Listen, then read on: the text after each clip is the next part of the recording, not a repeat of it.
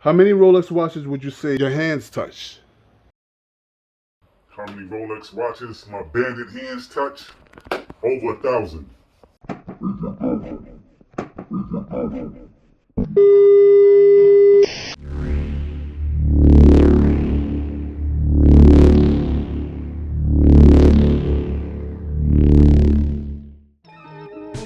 Yeah. American themes, nigga. Brooklyn. Crown Heights. Take money. Niggas talking like they really was. It's either drugs or you pimping blood. You either boosting or you swiping, cuz your OG wanna be me. To the feds, take him off the streets. I took money from a billionaire. Mr. Ralph Lauren, listen clear. I've been digging in your pockets, yeah. Since a young nigga with the gear. I took money from a billionaire. I mix foreign with the low gear. I got a thing for your logos. Brooklyn kids taking polo. You know I'm fucking with the go-go.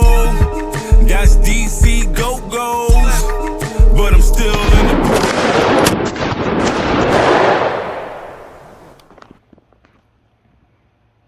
So the thing I want to know is, why didn't you stick with the low-life team when you was on Bandit time? I mean, Is it Like personal? I said, my low-life team was on, boosting time. I'm not gonna merge a bunch of boosters with doing bandit shit. You know what I'm saying? You gotta separate the two. Did some people take it personal? I mean, yeah. They definitely, you got a few heads that's low-lives, original low-lives, they definitely took it personal. Because Judika and Franklin didn't really get along back in the days. So it's like me, I'm switching teams. Right. I'm playing for the Knicks, but then I'm going to the Lakers. Good analogy. So they wasn't really feeling that. And they know what type of money I was getting on Franklin's side. And they wasn't a part of that. You know what I'm saying? let me ask you this. Have there ever been a time where you come across some dudes that was jealous because they know the amount of money y'all were making? So they rob or attempt to rob you? For my team? Yeah. Yeah, definitely. It was a case. You know, let me say this, right? The dude that actually introduced me to Franklin Avenue, that brought me over there, right. He's a lowlife.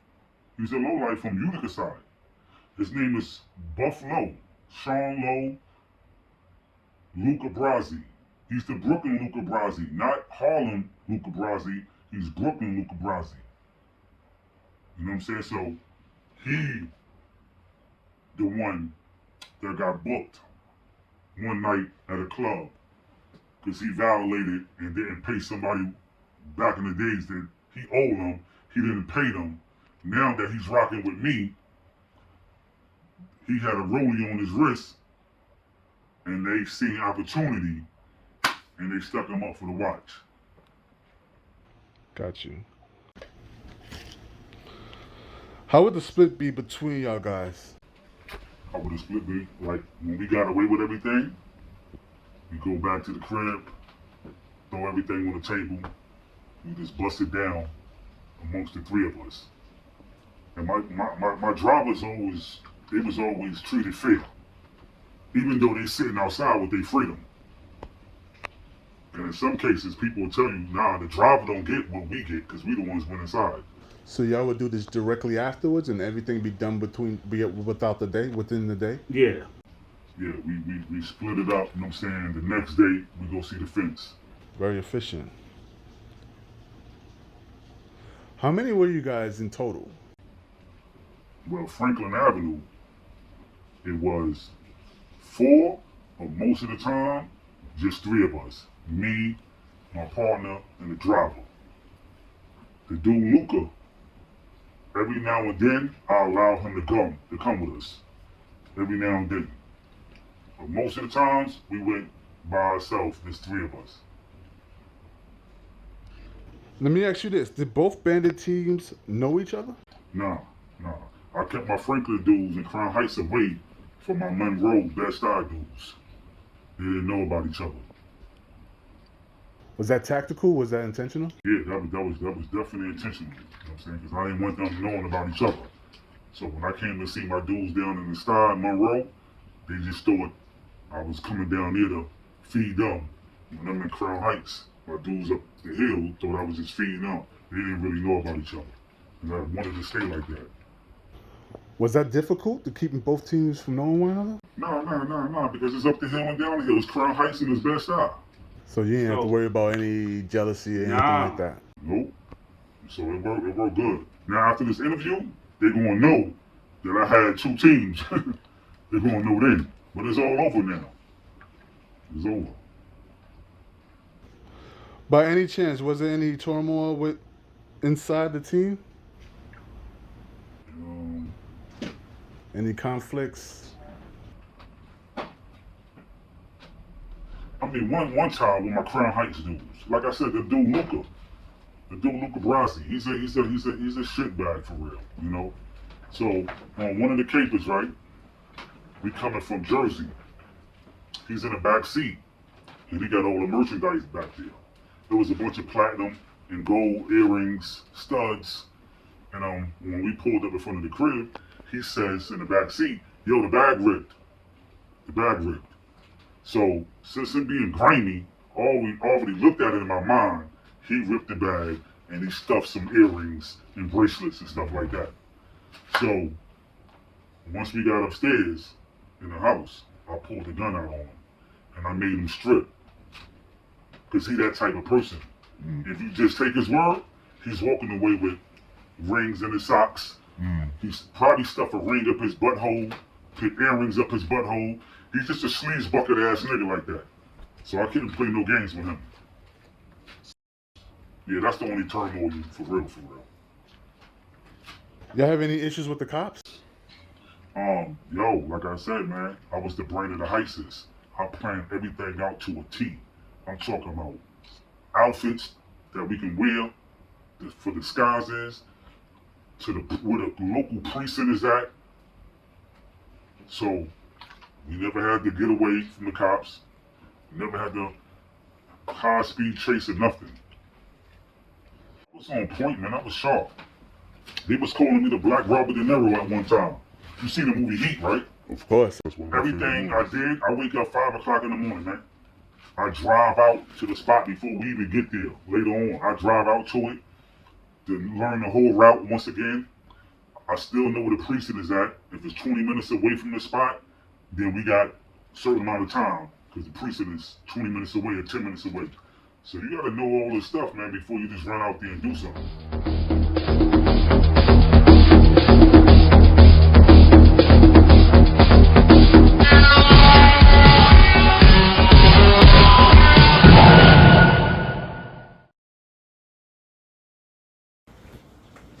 So after your Princeton heist, how did your Monroe bandits feel about the whole situation? Oh man, my niggas in the style, my niggas on Monroe, them niggas feel like they dodged one. They feel like they dodged one. When I got knocked with my Franklin niggas, them niggas were like, oh shit, they got low. You know what I'm saying? They got low. And I was like, I used to be calling them on the phone while I was in the fan, like, what up, nigga? He was like, yo, son, fuck, yo. I ain't know you was fucking with niggas in the heights. With the jury shit too? I'm like, yeah, that's my other niggas up here. You know what I'm saying? And he was like, nigga, you had 2 niggas, you had 2 group of niggas. I'm like, yeah. I'm like, yeah. You know what I'm saying? Damn. But they feel like they dodged one. I feel this question is self-explanatory. Are you still moving in a bandit lifestyle? Every day I'm a bandit, every day. Every day. It's in my heart. I may not act on and off all the time, but I'm activated in my mind and my heart. I'm on go time. Yo, let me ask you, how you feel when you walk past a case full of Rolexes? How you feel? Oh man, when I walk past a jewelry store that I know that's top notch, that's an official jewelry store, my heart just started pounding. My heart started pounding, my anxiety goes up, and I'm like, damn. I go straight into homework mode though. I'm straight doing homework.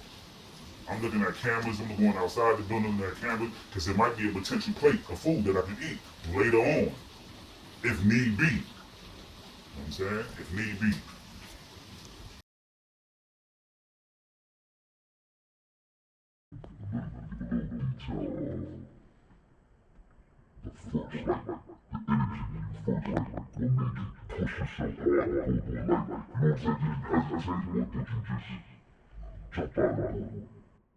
Alright, so my first greatest heights, right, that made me keep going is when I came home in '97 from doing my up north, upstate New York, and Pennsylvania had came and got me. I had like 20 months to finish out there. So during my time in Pennsylvania is when I started thinking like, yo, I'm not going home and be doing that no more, doing that. I'm gonna do this. And I started thinking about all the luxury jewelry stores, looking at magazines, getting the names in them out of the magazine, the telephone numbers. So I'm writing all this shit down in my books. So when I came home, I'm on a train. I ran into a friend of mine named Hassan on the train, and he asked me, do I want a job and shit, because he knew I just came home. And I was like, yeah, fuck it, let me get a job. So I'm doing security. But I'm still, after security, I'm going home to do homework on one of the jewelry stores that I already got on paper. And it happened to be in Midtown, Manhattan. So I'm going to do my homework, get up in the morning, clock and going to work. So after the homework was done, and I knew it was good, I said, yeah, it's time. So it was the dude from, I think from Cypress to East New York. He was working with me, right? So I told him, I said, yo, you trying to get down? I got a plate of food we can eat. He was like, yo, I just came home too, my nigga. I got 2 twin daughters. I'm trying to be out here for my kids. I'm like, where are you sure? Is a seat in the car for you? And he was like, yo, then when you doing it? I'm like, yo, Sunday coming. They're gonna close earlier, and Sunday is raining. See, I like to do shit in the rain too, because rain wash away fingerprints. Rain don't have people standing outside on smoke breaks. And rain give you a chance to run and not being looked at. And no witnesses, because everybody's inside. They call me the forecast man too, because I'm always knowing when it's gonna rain, because it's going down. Like today it's raining outside. It's a good day for a robbery. It's a good day to be a bandit. There's nobody on smoke breaks. You got a chance to run. You don't got no umbrella. It's raining. So I always played off of that too. So he didn't want to get down. So when Sunday came, I went. My dude with me, sledgehammer, hit the window, 67 rollies. Got back to Brooklyn with him, boom, threw one on my wrist. And Big song was playing too, by the way. It fell in line good, because Big had the song, throw your rollies in the sky, wave from side to side, and we just took 67 of them joints. So we turned Big up. We turned Big up. This 1997, so we turned Big up, waving it, going crazy. You know what I'm saying? It was a feeling that I was like, yo, this is a rush right here. It's going down. Yeah, so it's been 97 to 03. I mentioned it in one of my songs I got too. That's one of my first great joints right there. That's my first one, as far as dealing with being older and dealing with, you know what I'm saying, bandit shit. Yeah. So everything always planned out. Opportunity. Yeah. Things always fall in line. It gotta be in line. It can't be no sloppiness. It can't be no super thuggery. Yeah, nah, you know none of that. None of that. So let me ask you, when you enter the store, like what's your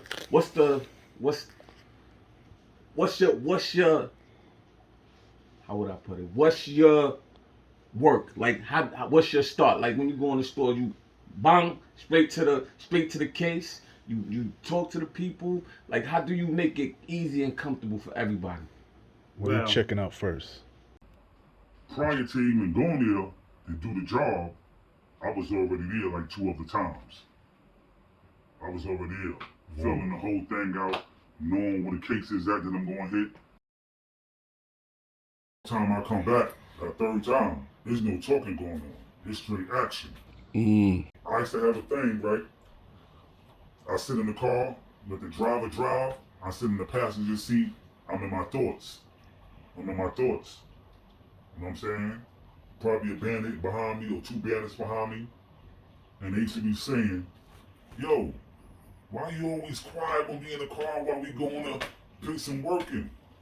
I'm like, yo, I'm just trying to get my thoughts together and calm myself all the way down so I won't make no mistakes. So they used to be like, yo, you like Dr. Jekyll and Mr. Hyde, my nigga. You be calm like a motherfucker coming here, but as soon as you get inside there, it's going down. It's showtime. So I'm getting right into action when I say into the store. I'm getting right into action.